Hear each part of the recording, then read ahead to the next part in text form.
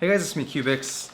Today we have a package from thecubicle.us. I'm super excited to open it, but before we get to it, I actually just want to spend a minute or two talking about where I've been, why I left YouTube, and sort of what the future holds for this channel. Long story short, I started grad school in 2015, and it just took a lot of time and energy, and making videos and cubing just wasn't really a priority for me anymore. And it was weird because it was like the more I distanced myself from it, I both simultaneously felt increasingly guilty about not making videos, but also it felt kind of liberating not being held responsible for making a video on a semi-regular schedule. I think near the end of like 2015 or 2016, I was getting really kind of bored with the types of videos that I was making, because I felt like at that point in my YouTube journey, I was growing relatively quickly, but it was because I was making a lot of review videos, which everyone seemed to like.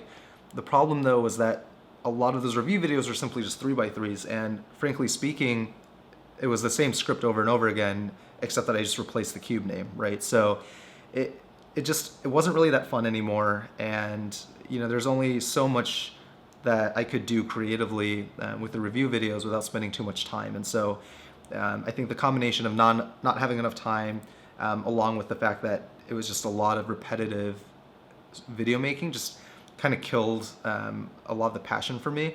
And I'll be honest, actually, taking a break from YouTube and cubing was really good for me, because it gave me a lot of extra time that I didn't realize that I had in the past. And I use that time to pursue a lot of new hobbies that I now really enjoy. And as a result, I feel like I'm a much more well-rounded person. And I think bringing that now back to YouTube and changing the style of videos that I make and the type of content that I make is going to be really exciting. And it's something that I want to be proud of, and hopefully you guys will enjoy the new types of videos that I make as well.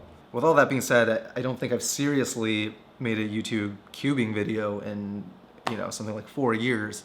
And so if you guys have any questions, please leave them in the comments below. And I think in the next video, I'll actually talk more about my personal life and the things that have happened to me in the last 5 years in more detail. And I'll answer some of your questions there. But for now, I really want to see what's inside this box. So let's get to the unboxing. First thing I noticed when I'm opening the package is just how beautiful the box is. It has this nice textured design to it, and I like the gold on the blue. I think it's just aesthetically a really nice looking box. Taking the cube out of the package, we see that they've replaced the cube with a post-it note, and you can see inside the box that everything is disassembled. Inside the smaller box, there's 2 sets of springs. I assume one is softer springs and one is stiffer springs. I typically like stiffer springs just because they give the cube sort of a better springy feel for me. I don't know if that makes sense to any of you, but that's how I always feel about it. The mechanism honestly looks a lot like a CX3. It's just a CX3 with magnets, but of course there are other differences with this cube in terms of where they've cut out some plastic, which changes the feel of the cube entirely. Here I'm just scrummaging through the pieces because I've realized that the screws and washers are actually missing. So I was actually shaking each individual piece to see if the cubicle had actually hidden the screws inside the pieces somehow. But as I was looking through the box and the package, I realized that there was this bump on the bottom of the box. And after I cut that away, I found that they had actually hidden the screws inside the box. So you can see here they actually carved out a hole just so that they could inset the hardware inside it. And honestly, I think that entire process took me like 10 minutes to find. I looked everywhere for it, and I was really close to actually messaging Phil and just to ask him where they hid it.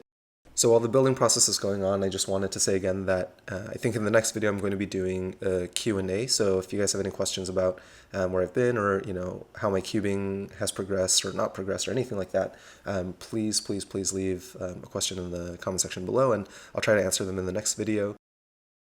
So now I'm just finishing up the assembly of the cube and putting the center caps on. I will say actually that by the time I'm recording this voiceover, I've switched the springs over to the stiffer ones, just because the stock ones or the standard ones just felt a little bit too loose. And the cube was really good at corner cutting, but it just wasn't practical because of how fast it was to turn. Overall, I think that TengYun is a good cube.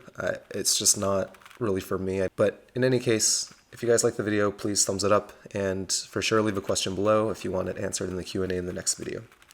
Until next time, toodles.